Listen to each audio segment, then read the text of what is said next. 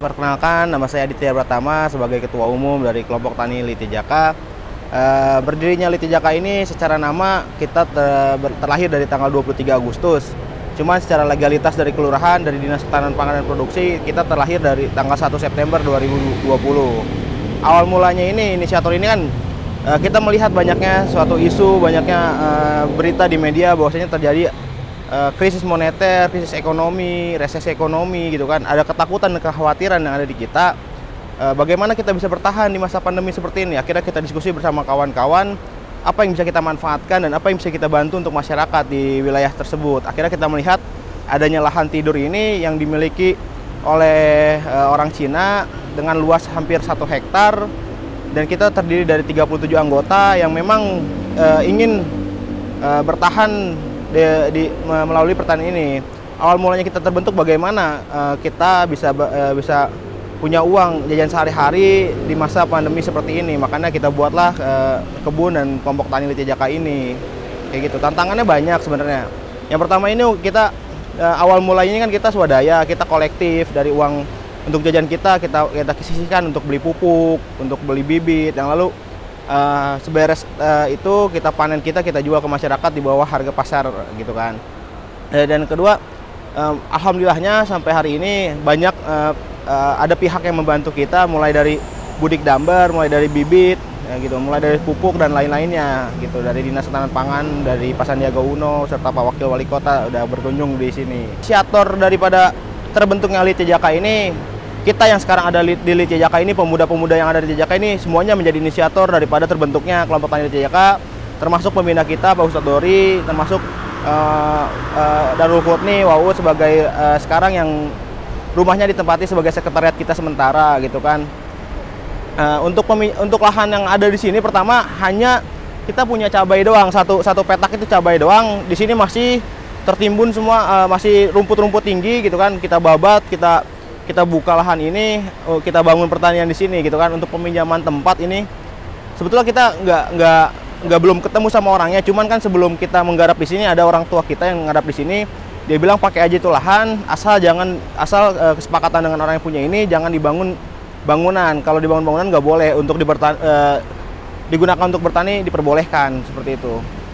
Latar belakang dari anggota semua yang ada di kelompok tani ini, banyak memang kita semua merasakan gitu kan dampak dari pandemi seperti ini.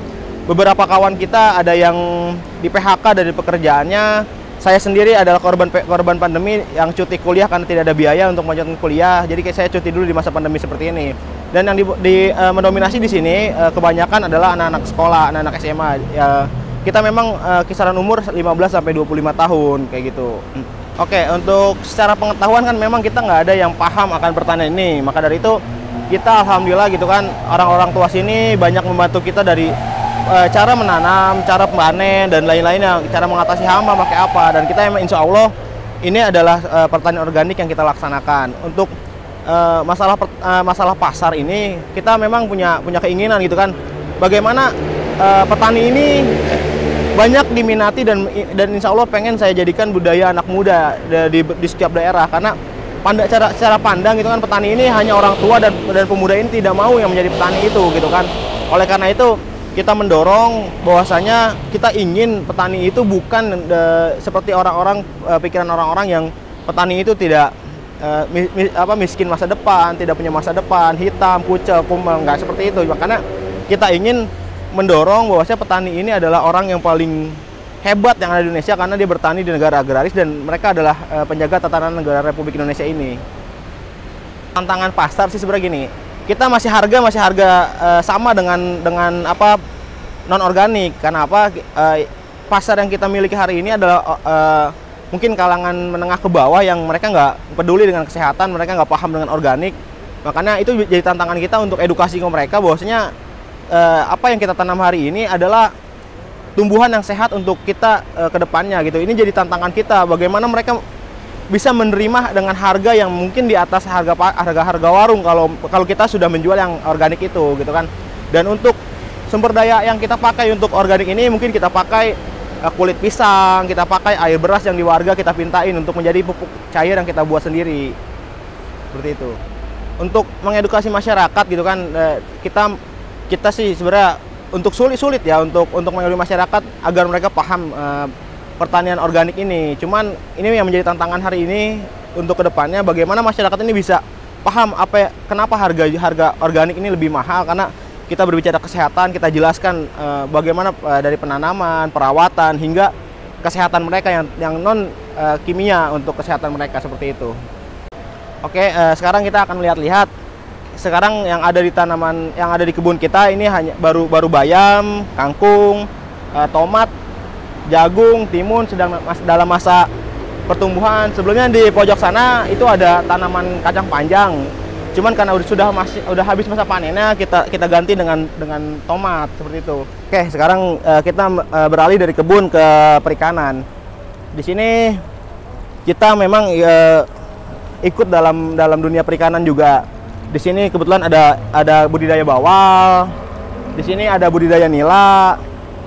Di pojok sana, di kolam sana kita budidaya ikan patin. Di atas itu ada budidaya gurame. Namun hari ini kan guramenya banyak kena hama, jadi kita jual. Dan di situ ada kita budidaya budidamber, budidaya ikan dalam ember yang isinya ada ikan lele, di atas ada kangkung, seperti itu, Mas.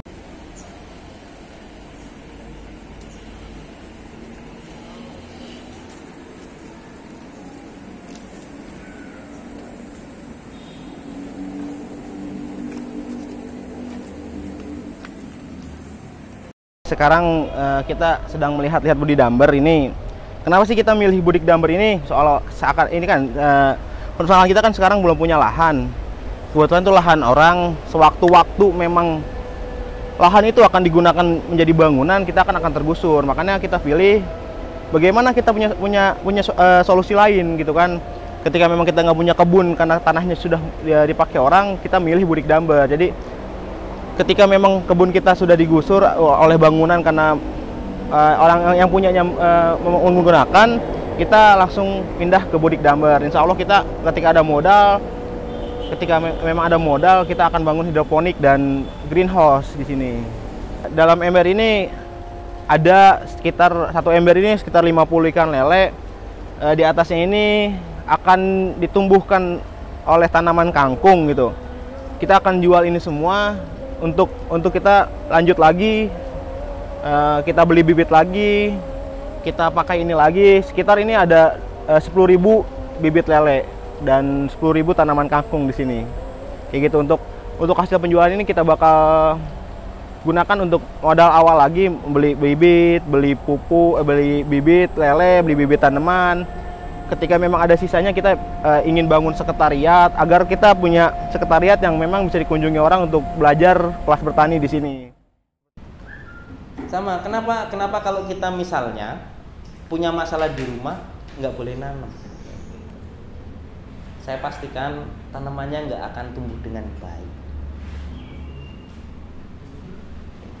Lagi ada masalah sama pacarnya, Kevin lagi ada masalah nih, lagi PDKT, tapi yang di PDKT malah boncengan sama yang lain nih. Pusing nggak, Vin? Pusing kalau kayak gitu itu. Nah, kondisi itu tuh nggak baik untuk nanam. Tanamannya nggak akan tumbuh dengan baik. Karena kalau kita sudah menjadi petani itu akan ada hubungan psikologis yang sangat erat antara kita dengan tanaman.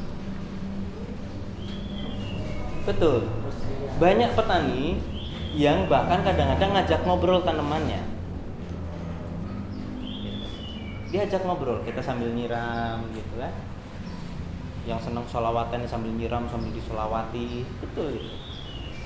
Ditanyakan, tanamanku, apa kabarmu hari ini? Tidak apa-apa. Intinya apa? Kitanya yang harus senang dulu. Kita harus dalam suasana yang baik. Kalau suasananya kita baik, kita merawatnya pun pasti baik. Tadi organik itu, ini ngomong organik itu nggak hanya antar tim Lejajaka saja, tapi ngomongin organik antara teman-teman dengan lingkungannya. Pertanian organik itu 3 hal. Saya membicarakan yang paling dasar, yang mungkin Pak Pur belum menyampaikan tentang, dan kemungkinan tidak akan. Pak Purwanda. Karena ini intinya bertani di situ. Kita harus senang. Kalau teman-teman sudah terbiasa menyenangi tanaman, secara emosi insya Allah akan jauh lebih stabil. Tapi tetap pinter kok, tenang aja. Gitu. Yang pertama itu tadi membangun karakter dan nilai diri kita dan lingkungan kita dan teman-teman kita yang penting. Karena tanpa ini, sebagus apapun hasil teman-teman, ya teman-teman betul-betul hanya menjadi pedagang, teman-teman hanya betul-betul menjadi pekerja, teman-teman hanya betul-betul sebagai petani, gitu. Tapi tidak memiliki nilai, tidak memiliki apa sih ya? Nilai itu apa sih? Ya apa sih ya? Harga diri, daya jual, value, kan? Kita nggak akan memiliki value, kita tidak bernilai. Hari ini teman-teman sudah punya modal yang cukup akan sebuah nilai. Teman-teman itu sudah terbranding sebagai petaninya milenial Bogor.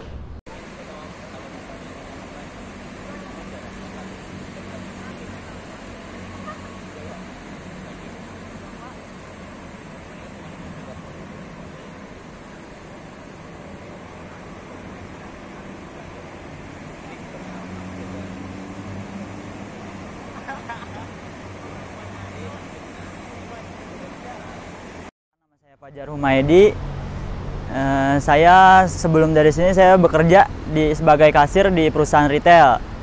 Ya, saya di PHK semenjak ada pandemi seperti ini. Saya diberhentikan oleh perusahaan dan saya dengan kawan-kawan yang ada di sekitar Pabuaran ini, di RT ini, kita berunding, berdiskusi setiap malamnya gimana caranya kita bertahan hidup, bisa jajan setiap harinya.